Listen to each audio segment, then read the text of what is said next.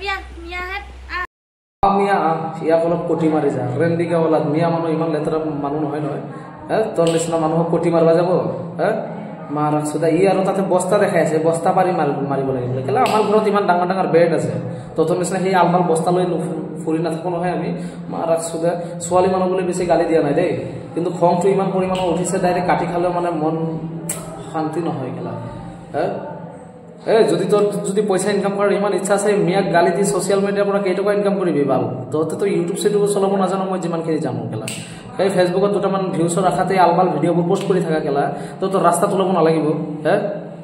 আলবাল post কৰি থাকা সবকে ডাইৰেক্ট মিয়াক টাৰ্গেট কৰিছে বে মাৰ ৰাখছোদা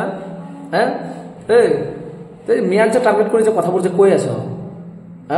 কি কি কি বুজাব বিচাৰিছ মাৰ ৰাখছোদা ই বোলে বোলে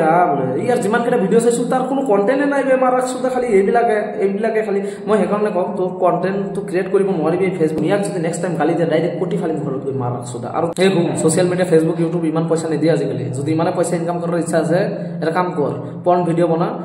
বনাই পেলাই